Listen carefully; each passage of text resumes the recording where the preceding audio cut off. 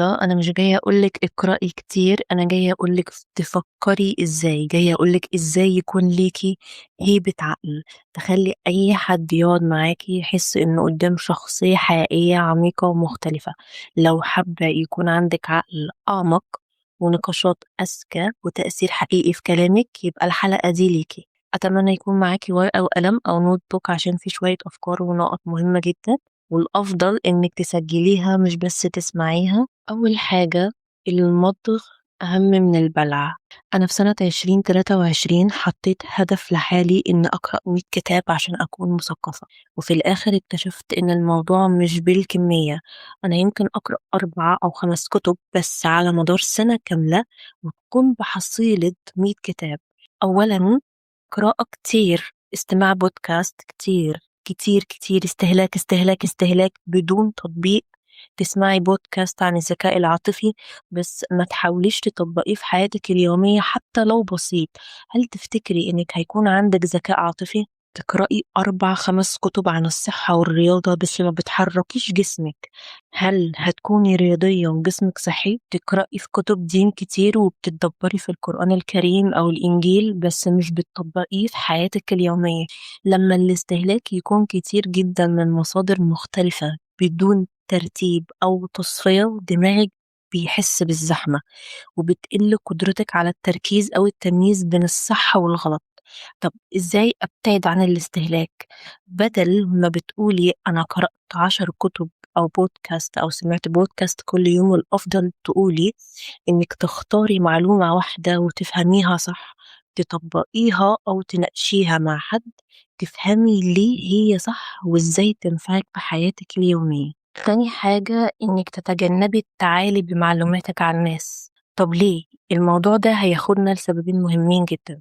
أول شيء هو إنك بتدي إشارة لعقلك إنك وصلتي للقمة، خلاص مش محتاجة تعرفي معلومات أكتر، مش محتاجة تقرأي تبحثي تتعمقي تسمعي أكتر تفتحي مخك على آراء ونظريات وعلوم.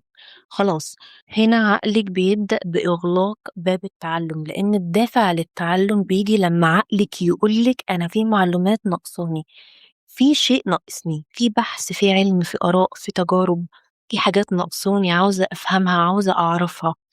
في حاجة في علم النفس مظبوطة علميا بتقول إن اللي يعرف شوية صغيرين عن موضوع معين ممكن يفتكر نفسه فاهم كل حاجة فيه. وده للأسف أنا بشوفه كتير على السوشيال ميديا أو حتى الممثلين، يعني تلاقي ممثلة قرأت ليها مقالتين ولا شافت فيديوهين عن موضوع معين تحس إنها خبيرة بقى، خلاص تتكلم بكل ثقة وتعالي على الناس. أرجوكي ما تبقيش كده. لكن لما الواحد يغوص أكتر في العلم ويبدأ يتعلم بجد يكتشف إن الموضوع أوسع بكتير مما كان فاكر، ساعتها يبدأ يقول أنا لسه قدامي كتير أتعلمه. تاني شيء بقى هو هيخليكي إنسانة منفرة. يعني إيه منفرة؟ لا يوجد ما يمكن أن تضيفه لي. عارفة أنتي شخصية البنت اللي دايما بين صحابها تكون هي حلالة المشاكل، أو أول واحدة أنتي بتلجئي ليها تحكي لها عن مشاعرك عن مشاكلك. غالبا البنت دي بتكون عندها هات وخد، يعني مستمعة جيدة جدا، عارفة تحتويكي وتنصحك كويس وانتي بتثقي فيها. لكن لما تقولي أنا عارفة كل حاجة ومفيش حد هيقولي حاجة جديدة، ده بيخلي اللي حواليكي يحسوا إن الكلام معاكي ملوش أي فايدة، فبدل ما الناس تتناقش أو تشاركك أفكارها يبتدوا يسكتوا أو يبعدوا عن النقاش معاكي ويتجنبوكي. كمان مع الوقت الناس ممكن تحس إنه انتي مش بتقدري آرائهم، أفكارهم، مشاعرهم، وجهات نظرهم، حتى لو كان عندهم علم كبير جدا جدا. بتحبي تثبتي إنك صح طول الوقت، وده بيخلي الجو في الكلام يبقى تقيل، لأن الحوار الطبيعي بيحتاج إن كل واحد يسمع التاني ويكون قابل يتعلم حاجة جديدة. تالت نقطة يا جماعة اللي أنا اتكلمت عليها في أول الحلقة وهي المهارة النادرة. زي ما قلنا احنا دلوقتي في عصر الذكاء الاصطناعي، يعني المعلومة بقت قدام أي حد في ثواني. الموضوع ما بقاش مين اللي عنده المعلومة بس، لأن المعلومة نفسها بقت متاحة. الفرق في إزاي تستخدمي المعلومة دي بأسلوب كويس وذكي. بالله عليكي كم مرة اشتكيتي من تعب في شغلك، مدرستك، جامعتك، مشاكل مع أهلك، مع نفسيتك، تعبانة ومرهقة جدا، وتلاقي الرد بين الناس اللي حواليكي مثلًا يعني والله أنتِ اللي مش عارفة تديري وقتِك كويس، ده أنا قرأت مقالة جدًا ممتازة عن تنظيم الوقت وبتقول كذا، كذا، كذا، حبيبتي أنتِ اللي غلط. أو مثلًا واحدة صاحبتِك تيجي تقول لِك حبيبتي أنتِ اللي غلط لإنِّك كده بتعيشي في دور الضحية، وده غلط على عقلِك لإني أنا قرأت كتاب مش عارفة فلان بيقول كذا، أو تقول لِك أصلًا الامتحان كان سهل أنتِ اللي قصّرتِ وما ذاكرتيش بسبب التشتُّت اللي عندِك والطريقة دي غلط. هم هنا بيرموا النصيحة الغلط بالشكل الغلط في الوقت الغلط. اعرفي إمتى الناس تكون عاوزة منِّك احتواء وإنِّك تسمعيها، وإمتى يكونوا عاوزين معلومات فعلية، يعني إمتى تتكلمي، إمتى تسكتي، وإزاي تقولي المعلومة من غير ما تجرحي حد. رابع حاجة وهي مهارة التساؤل. إحنا دايمًا في المدرسة اتربينا على إن الشخص اللي بيسأل كتير هو الشخص الغبي اللي ما عندوش سرعة بديهة وذكاؤه محدود. لكن في الحقيقة الشخص اللي بيسأل كتير معنى إنه فاهم فبالتالي بيسأل. ابدئي بالسؤال، مش معنى إنك جاهلة يبقى إنك انتي بتسألي. اوعي تاخدي أي معلومة من حد كمسلمات، إياكي، ده أكبر فخ تقعي فيه. بستعجب جدا من إن في مجتمعات للأسف مش بتفكر، دايما بياخدوا معلومة ويكتفوا بيها كمسلمات. طب إزاي إنك ما تقعيش في الفخ ده؟